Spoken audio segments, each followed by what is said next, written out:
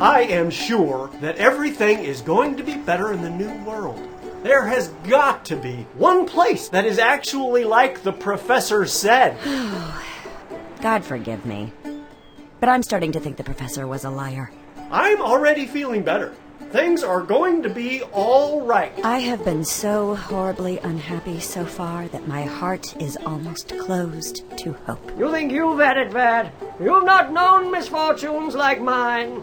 Unless you have been defiled by 2 soldiers, received 2 deep blades in your belly, had 2 castles ruined, had 2 mothers cut to pieces before your eyes, and 2 of your lovers whipped at an auto da fe, I don't see how you could be more unfortunate than me. You don't know anything of my birth, and were I to show you my backside, you wouldn't talk like that. Oh yeah, the butt cheek story.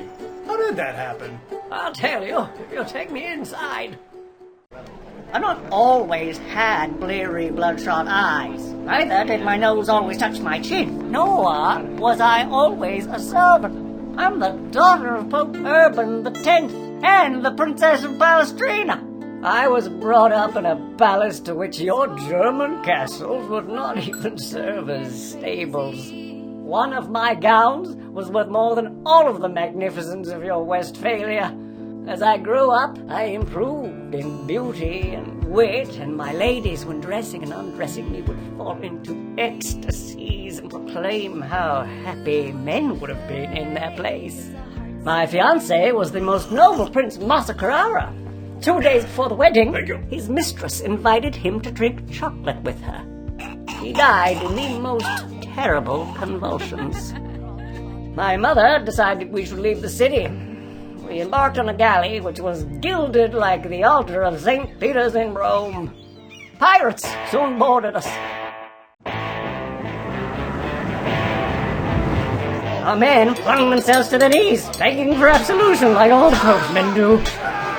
We were immediately stripped bare as monkeys. I was a virgin, but I did not remain so long. The pirate captain thought he did me a great honor. Certainly we were very strong to survive all that we suffered before we arrived in Morocco. No sooner had we landed than the captain's enemies tried to rob him of his booty. They fought to see who should have us. My captain concealed me behind him and defended us. I watched my mother torn limb from limb. I saw my ladies murdered and the captain and everyone else killed. I thank God I'm still alive. I hid behind a heap of corpses. With difficulty, I crawled to a large orange tree a safe distance away where I passed out. In this state, between life and death, I felt pressed by something that moved up and down on my body. I opened my eyes and I saw a man who finally gave up pumping and cried out, "What a misfortune to be without testicles!" I told him there are greater misfortunes. He very kindly carried me to a tent nearby. I have never regretted the loss of my manhood so much. I have never seen anyone so beautiful. How did you become a eunuch? I was born in Napoli, where they geld 3,000 children every year. Many die of the operation. Others acquire beautiful voices. I was chapel singer to Madame the Princess of Palestrina. To my mother. To my mother? What? The young princess? Who even then promised to be this beautiful? My mother is lying on the beach back there, ripped to pieces. I will take you home. I cried tears of joy. Instead of taking me to Italy, he took me to Algiers, where he sold me to the day. Scarcely was I sold than the Black Plague broke out. You've seen a lot, but tell me, have you ever had the plague? Never. I did not die, but almost the entire city did. After many months of recovery, I became the property of a battalion of janissaries who were besieged by Russians. The Russians were determined to starve us out. The 20 soldiers had sworn never to surrender. After several days with no food, they decided to eat the women.